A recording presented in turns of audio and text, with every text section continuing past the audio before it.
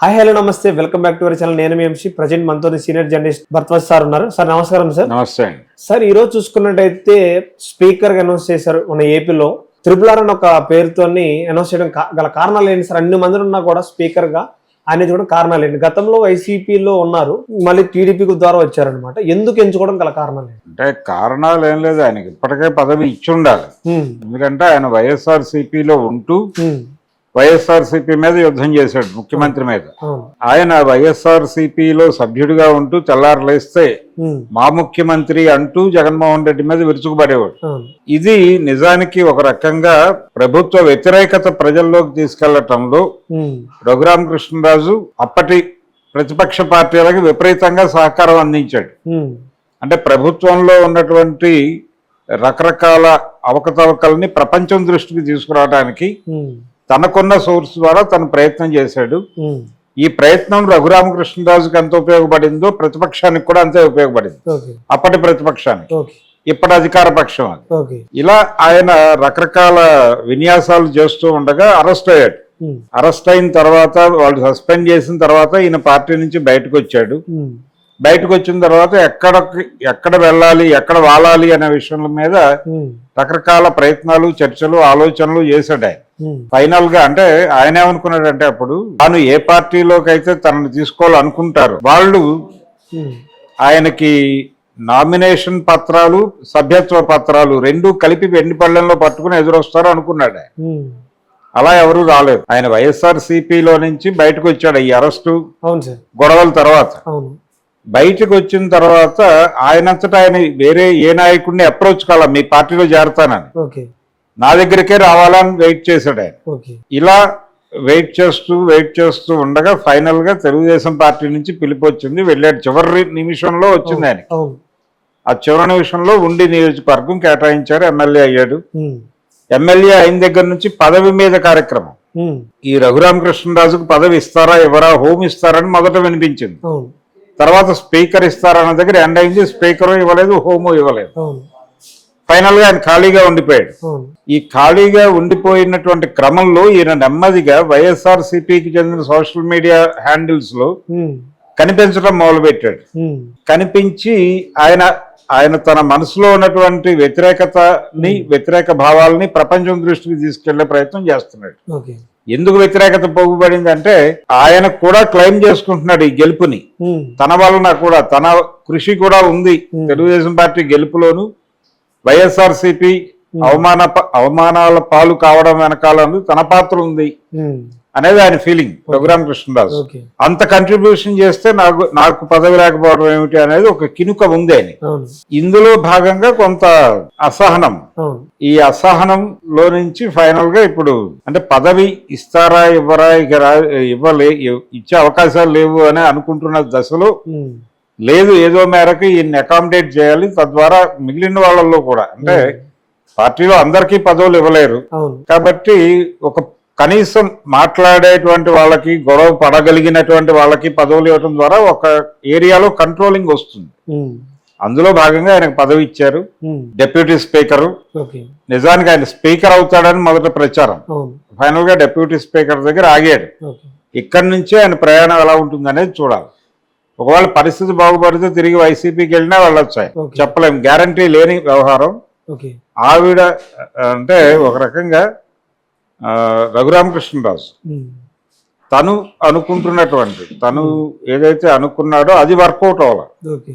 ఆయన మొదట్లో హోంమంత్రి అనుకున్నాడు, హోంమంత్రి కాలేదు. స్పీకర్ అనుకున్నాడు, స్పీకర్ కాలేదు. ఫైనల్ గా డెప్యూటీ స్పీకర్ దగ్గర సెటిల్ అయ్యాడు. ఫర్దర్ గా ఏం చేస్తాడు, ఎలా ఉంటుంది కదలికలు అనేది చూడాలి. ఇప్పటికే ఆయన కూటమి మీద ఒక యాంగిల్లో విమర్శ మొదలు పెట్టాడు. ఈయన్ని ఇలా ఖాళీగా వదిలిపెడితే ఎక్కడో చోట దాడి చేస్తాడనే భయం ఉంది. ఆ భయం చొప్పున పదవి ఇచ్చి కూర్చోబెట్టారు. సార్ ఇప్పుడు పొలిటికల్లో తనకి ఇవ్వడానికి చాలా కారణాలు చెప్పారు. మరి తనకి ఆ పదవి ఇచ్చిన తర్వాత ఏమన్నా గందరగోళాలు, కూటమిలో ఏమన్నా చిచ్చిరేగే అవకాశం ఉందంటారు? కూటమిలో ట్రిపుల్ ఆర్కి పదవి ఇవ్వడం ద్వారా వచ్చేటువంటి ఇబ్బందులు అయితే ఏవీ లేవు. అంటే ఆయన్ని అకామిడేట్ చేస్తే బెటర్ అనే ఉద్దేశం చాలా మందిలో ఉంది. ఆయన్ని వదిలిపెట్టేస్తే నష్టం కలగజేసే ఛాన్స్ ఉంది అనే అభిప్రాయం కూడా ఉంది. ఆల్రెడీ మొదలుపెట్టాడు ఆయన. మొదలుపెట్టాడు కాబట్టి నష్ట నివారణ చర్యల్లో భాగంగాను ఆయన్ని సాటిస్ఫై చేస్తే అలా ఉంటాడు కొంతకాలం ఉమ్, అనే ఉద్దేశంతోనూ 6 నెలలు అయిపోయింది పాలన మొదలై. అవును. ఇప్పటికీ ఇప్పుడు ఈ 6 నెలల పాలనని ఆయన సమీక్షించడం మొదలు పెడితే చాలా ఇబ్బందులు ఎదురొస్తాయి. అవును. అందుకని కంట్రోల్ చేద్దాం అనే ఉద్దేశంతో కొంత ఒక అడుగు ముందుకేశారు. అయితే సార్ గతంలో తనకి రెండు విధాలుగా అంటే ఆ పదవులు ఇస్తాను అనుకుని చాలా విమర్శలు వచ్చినాయి, ఈ హోమ్ అని తర్వాత స్పీకర్ అని. అవును. ఆ రెండు ఇవ్వకపోవడం గల కారణాలు ఏమంటారు సార్ మరి? అంటే ఆయనకి శాసనసభ నియోజకవర్గాన్ని కేటాయించడానికి కూడా టైం తీసుకున్నారు అవును.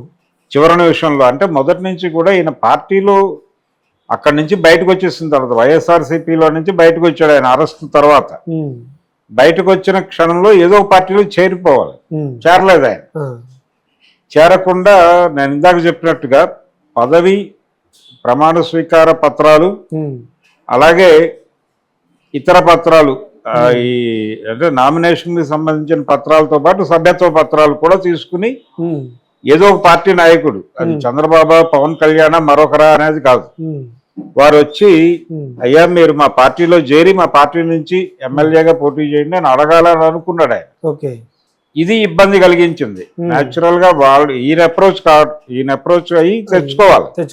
ఆ పరిస్థితి కాదు. ఉమ్, మీరు నా దగ్గరికి వచ్చి నాకు పదవి ఇవ్వాలి అన్న టోన్ లో వ్యవహరించాడు. ఉమ్, తర్వాత అది మనసు మార్చుకున్నాడు, నెమ్మదిగా కలిశాడు, ఉమ్, వాళ్ళతో ట్రావెల్ అయ్యాడు, తెలుగుదేశం తరఫున ప్రచారం చేశాడు. ఆ గొడవ వేరు. ఉమ్, కానీ ఇప్పుడు ఈ టైం బౌండ్ పెట్టడం వెనకాల ప్రోగ్రామ్ అది. ప్రోగ్రామ్ అది. సార్ ఎందుకు తన పార్టీలో ఉండి అంటే ముఖ్యమంత్రులు కానీ వాళ్ళ పార్టీలో ఎందుకు విమర్శించడం గల కారణాలు ఏంటి త్రిపుల్ ఆర్ గారు? అంటే తనని తాను గౌరవించుకుంటాడు ఆయన.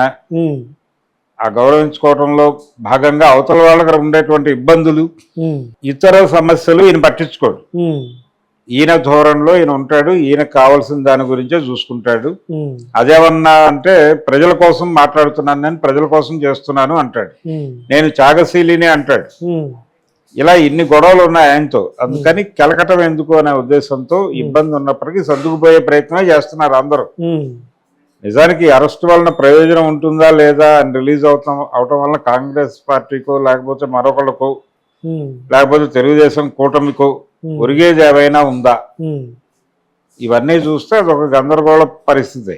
ఉమ్, చూద్దాం. రఘురామకృష్ణరాజు ప్రస్తుతానికైతే తెలుగుదేశం ఉండి ఉమ్, ఎమ్మెల్యే, ఆయన డిప్యూటీ స్పీకర్ అయ్యాడు విజయవంతంగా. ఉమ్. ఈ పదవి నుంచి ఇంకెటు ఎక్స్పాండ్ అవుతాడో చూద్దాం.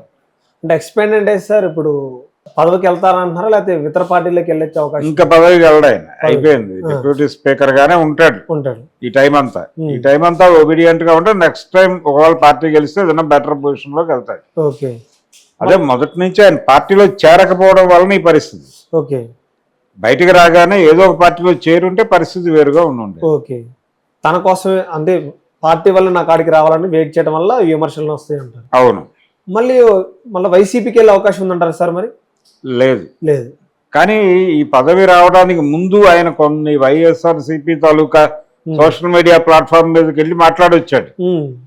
అంటే నాకు మీరు కాకపోతే ఆల్టర్నేటివ్ ఉంది అని ఇండికేట్ చేయడం ఆయన ఉద్దేశం కావచ్చు. ఓకే.